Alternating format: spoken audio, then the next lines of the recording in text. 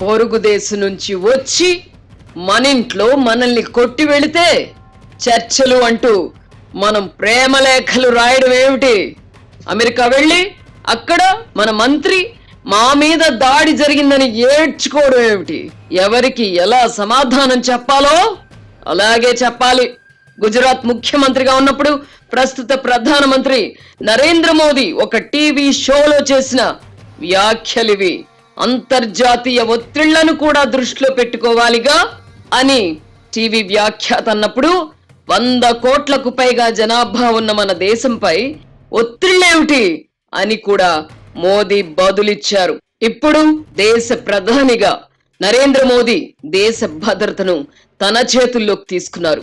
పెహల్గావ్లో ఉగ్రమూకలు కర్కశంగా దాడి చేసి 26 మందిని హతమార్చిన తర్వాత రగిలిపోయిన ప్రధాని పాకిస్తాన్ పై దాడికి త్రివిధ దళాలను సిద్ధం చేసి ప్రతి దాడులకు శ్రీకారం చుట్టారు. ఈ క్రమంలో ప్రధానమంత్రి వ్యవహరిస్తున్న తీరు ఇంట బయట ఆయన ప్రతిష్టను అమాంతం పెంచాయి. పెహల్గాంలో యాత్రికుల మతం తెలుసుకొని మరి పురుషులను మాత్రమే చంపి మన మహిళల పసుపు కుంకుమలను ఉగ్రవాదులు చేపేయడంతో దేశ ప్రజలందరూ ప్రతీకార వాంఛతో రగిలిపోయారు. పాకిస్తాన్ కు సరైన గుణపాఠం చెప్పాల్సిందేనని కశ్మీర్ నుంచి కన్యాకుమారి వరకు నినదించారు. దీంతో ఇదే అదనుగా భావించిన ప్రధానమంత్రి పాక్ పై ప్రారంభించిన ప్రతి దాడులకు ఆపరేషన్ సింధూర్ అని వ్యూహాత్మకంగా నామకరణం చేశారు. ఏ మహిళల నుదుటిపై సింధూరం తుడిచివేయబడుతుందో అదే సింధూరం పేరిట ఆపరేషన్ కు గ్రీన్ సిగ్నల్ ఇచ్చారు. ఆపరేషన్ కు సంబంధించిన సమాచారాన్ని ఎప్పటికప్పుడు మీడియాకు తెలియజేసే బాధ్యతను 2 మహిళా సైనికాధికారులకు అప్పగించారు. ప్రధాని మోదీ చతురతకు ఇది నిదర్శనం. పాకిస్తాన్ నుంచి వచ్చిన ఉగ్రవాదులు మత ప్రాతిపదికన మారణ హోమం సృష్టించడం ద్వారా మన దేశంలో ముస్లింలను ఆత్మరక్షణలో పడేయడంతో పాటు హిందువులను సంఘటితం చేశారు. ఫలితంగా ప్రధాని మోదీ అత్యంత శక్తిమంతుడిగా అవతరించారు. మాకు మోదీ ఉన్నారు అన్న ధీమాలో ఇప్పుడు దేశ ప్రజలున్నారు.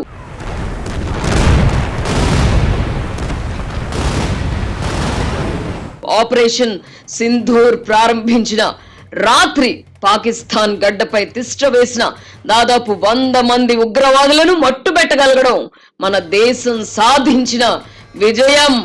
యుద్ధం జరిగినప్పుడు అంతిమ విజయం ఎవరిదైనా ఉభయ పక్షాలకు నష్టం అనివార్యం. గతంలో పాకిస్తాన్ పై మన దేశం 2 పర్యాయాలు యుద్ధం చేయవలసి వచ్చింది. ఈ 2 సందర్భాలలోనూ భారతదేశానిదే పై చేయింది. మన దేశం చివరిసారిగా 1971లో పాకిస్తాన్ తో యుద్ధం చేసింది. అప్పుడే బంగ్లాదేశ్ పాకిస్తాన్ నుంచి విడిపోయి స్వతంత్ర దేశంగా ఆవిర్భవించింది. మనకు 1947లో స్వాతంత్ర్యం వచ్చిన తర్వాత 2 సార్లు పాకిస్తాన్ తో, ఒకసారి చైనాతో యుద్ధం చేయాల్సి వచ్చింది. 1971 తర్వాత భారత్ పాక్ మధ్య ఉద్రిక్తతలు ఏర్పడడం, స్వల్ప స్థాయిలో దాడులు చేసుకోవడం మినహా పూర్తి యుద్ధం జరగలేదు. 1971లో చివరిగా జరిగిన యుద్ధం గురించి ఇప్పుడు 60 ఏళ్ల వయసున్న వారికి కూడా పూర్తిగా తెలియదు. అప్పుడు దేశమంతటా బ్లాక్ అవుట్ పాటించారు. సైరన్ మోతలతో ప్రజలు బిక్కుబిక్కుమంటూ బతికారు. అప్పుడు దివంగత ఇందిరాగాంధీ ప్రధానమంత్రిగా ఉండగా ఇప్పుడు నరేంద్ర మోదీ ప్రధానమంత్రిగా ఉన్నారు. ఇద్దరు శక్తివంతమైన నాయకులు కావడంతో దాయాది దేశమైన పాకిస్తాన్ కు మరోసారి పరాభవం తప్పదు. 1971తో పోల్చితే మన దేశం ఆర్థికంగా ఎన్నో రెట్లు బలపడింది. మన సైనిక శక్తి పాఠవాలు కూడా అనేక రెట్లు పెరిగాయి. అందుకే డ్రోన్లు, క్షిపణులతో పాకిస్తాన్ దాడులు చేస్తున్నప్పటికీ మన వైపు చెప్పుకోదగిన నష్టం ఏమీ జరగలేదు. 1971లో పాక్ కు దన్నుగా అమెరికా, బ్రిటన్, చైనా వంటి దేశాలు నిలవగా మన దేశానికి సమైక్య రష్యా మాత్రమే అండగా నిలబడింది. ప్రపంచ దేశాలపై ఎల్లకాలం అమెరికా పెత్తనం చేయడం ఏమిటి, మనమెందుకు ఆ పని చేయకూడదు అని చైనా తలపోస్తోంది. అమెరికాను తప్పించి ఆ స్థానంలో తాను పెద్దన్న పాత్రను పోషించాలని చైనా భావించడం వల్ల అమెరికాకు చైనాకు పొసగడం లేదు.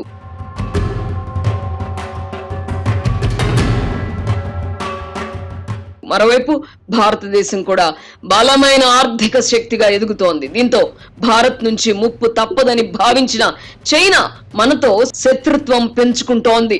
చైనాకు సామంత దేశంగా ఉండడానికి భారత్ ఎప్పటికీ అంగీకరించదు. ఈ కారణంగా చైనా వ్యూహాత్మకంగా పాకిస్తాన్ ను చేరదీస్తోంది.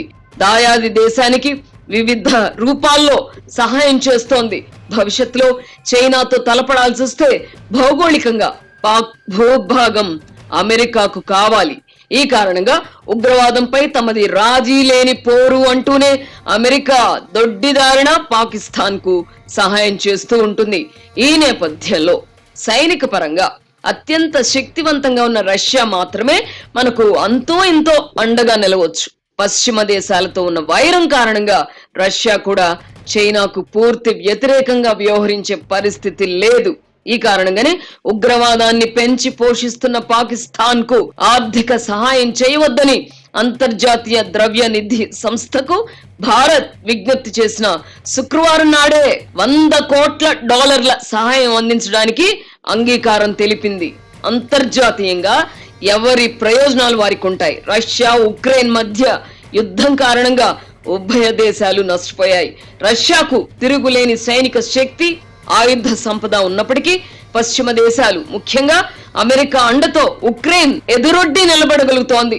రష్యాతో తలపడడానికి అవసరమైన సహాయం కోసం ఉక్రెయిన్ తమ దేశంలోని సహజ వనరులు ముఖ్యంగా ఖనిజ సంపదపై హక్కులను అమెరికాకు ధారాదత్తం చేయాల్సి వచ్చింది.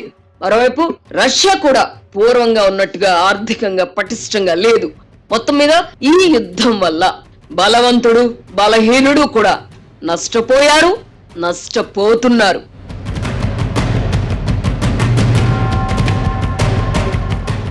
యుద్ధాలను భరించే స్థితిలో ప్రపంచ దేశాలు ఇప్పుడు లేవు. 5 దశాబ్దాల క్రితం పరిస్థితులు వేరు. అప్పుడు స్వేచ్ఛా వాణిజ్య ఒప్పందాలు కూడా లేవు.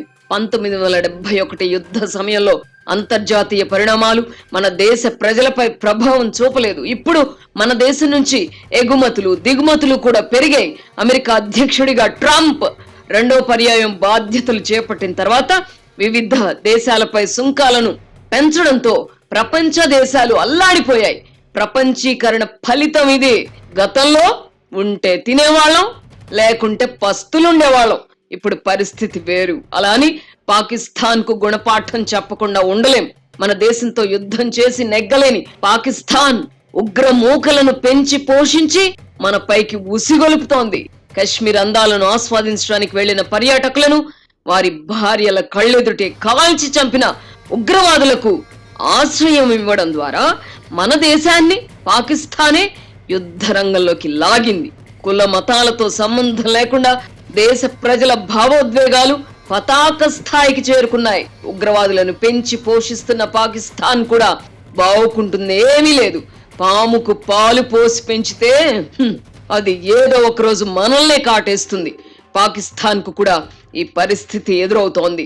భారత్ తో చేసిన యుద్ధాల వల్ల బంగ్లాదేశ్ పేరిట తమ భూభాగాన్ని కోల్పోవలసి రావడంపై పాక్ ప్రజలకు మన దేశంపై కోపం ఉంది.